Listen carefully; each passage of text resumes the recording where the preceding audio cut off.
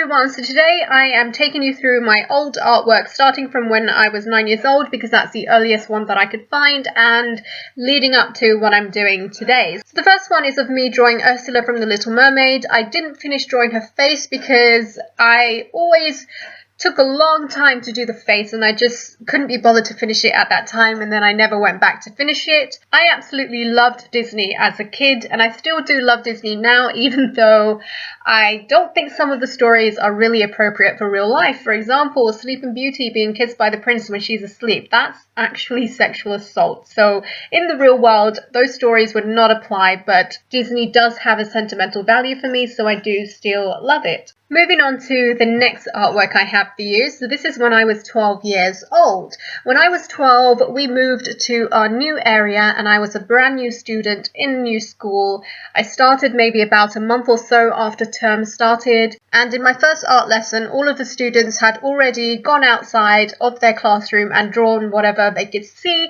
I was the only one who hadn't done that. So on the first day, my teacher allowed me to go outside within school grounds, obviously, and draw whatever I felt like drawing. Looking at this drawing, I can really see that I did not know anything about perspective. I was just simply drawing with as much detail as I can and with as much accuracy I can without having a ruler or without understanding perspective or having a vanishing point or anything that could help me draw a lot more accurately. In this next drawing, we were learning about how to be a lot more accurate in our drawings by using a grid.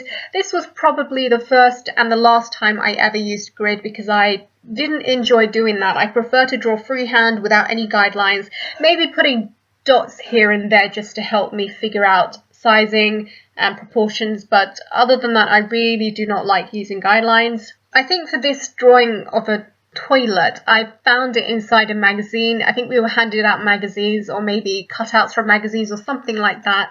I found this and I thought this is probably a lot easier to draw than anything else, and I ended up drawing it. So yeah, the first and last time I ever used a grid was when I drew a toilet. Now we're moving on to our GCSE time. So when I first began at my new school, my, at the time, fine art teacher told me that I was probably much better suited towards graphic design. And he was absolutely accurate because I do have a far more technical mind than I do have a free thinking mind. So graphic design was a perfect match for me. When I began my GCSEs, therefore, I was now doing graphic design, and I continued to do graphic design right up until the time where I decided not to pursue anything artistic in terms of a career. With these last two pieces of tonal artwork, I remember putting in a lot of effort to make sure that the toning was neat, but unfortunately when you're doing something against a time limit such as a module which you need to be marked in, you don't have much time to do things neatly. So for a lot of my artwork, I did rush it and I did try and get things done as quickly as possible without putting any love or care into it, just to make sure that I have something to be marked on at the end of the year. And this bucket right here is an example of that. If you look at the gradient that I created here compared to the gradient in the bottle and the bone structure in the drawing before, the tone is just not as neat. Again, looking at the cards here, I can tell already that I did not put effort into this. Here we have a picture taken out of my school diary. We all get given diaries at the beginning of the year where we can write down our homework or whatever. And unlike a lot of people, I hated doodling. I didn't doodle random drawings of cats or whatever, but I did love fonts. I absolutely adored the different font styles, and so on the rare occasion where I did doodle, it was always text. Moving on to my A-level time. During my A-levels, I had to go through a period of learning to do something that I found incredibly difficult, which is painting. So in the first year of my A-levels, about 2 or 3 months before the end of the first year, someone came to class with a canvas that they bought from the pound shop and started painting on it.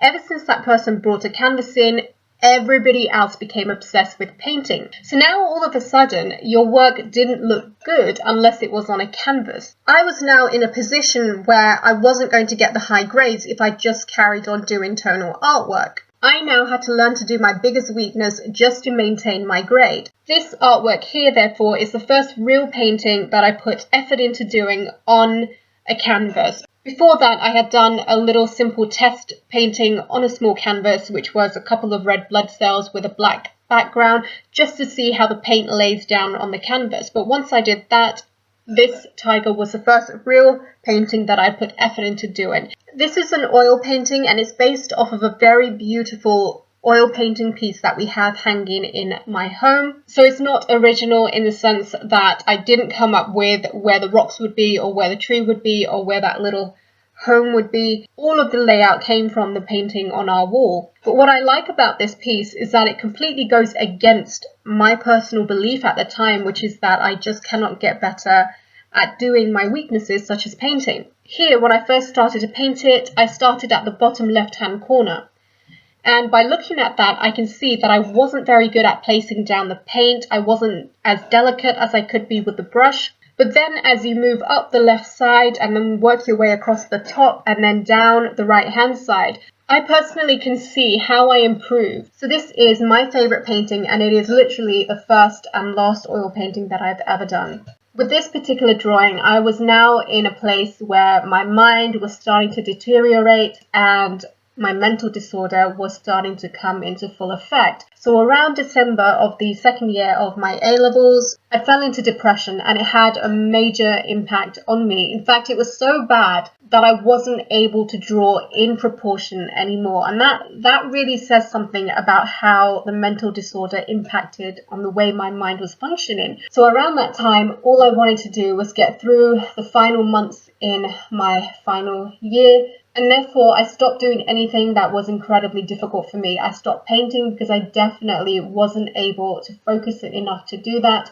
And instead, I resorted to doing tonal artwork over and over again. And when I did do tonal artwork, I didn't make an effort to be neat. I just wanted to scribble down the tone as quickly as I could just to make sure I have something to submit. And here in this artwork, this was a part of my research on the different artists out there in the world. On the top left-hand corner, you can see the original artwork from the artist, and then on top you can see my version of it.